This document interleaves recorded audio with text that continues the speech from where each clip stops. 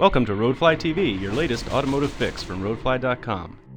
Hi, I'm Ross with Roadfly.com, and for this edition of Roadfly TV, we've been lucky enough to score a ride in the BMW 650i.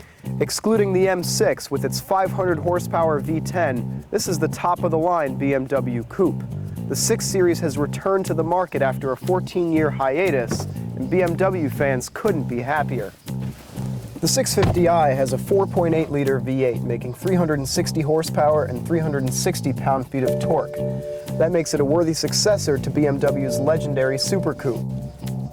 Now, I've got to hand it to BMW and thank them for sending us a bona fide manual gearbox. The 650 comes with a choice of 3 transmissions, either a fully automatic or BMW's patented sequential manual gearbox. But they gave us this. And what better way to enjoy the ultimate driving machine than with a fully manual, classic gearbox. This BMW V8 is truly a work of art. Peak torque arrives at just 3,400 RPM, so you can drive it as quietly as you want. But when you want to have a little fun, there's more than enough power on tap.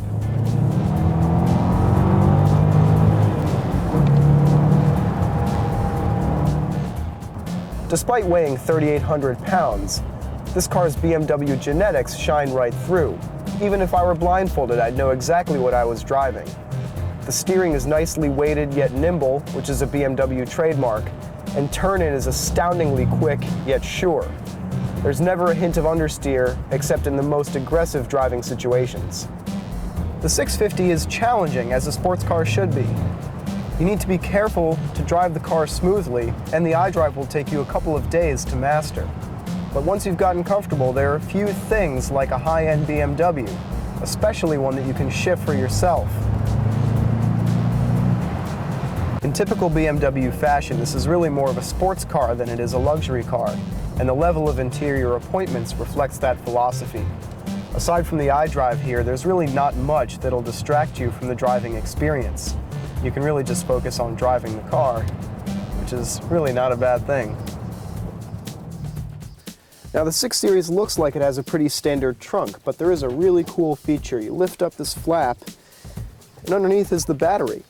There's no spare since the 6 Series comes with run-flat tires, and all the fuses and tools are back here rather than up front for better weight distribution. Now, the 6 Series makes few concessions to all-weather cargo capabilities, but there is one cool feature.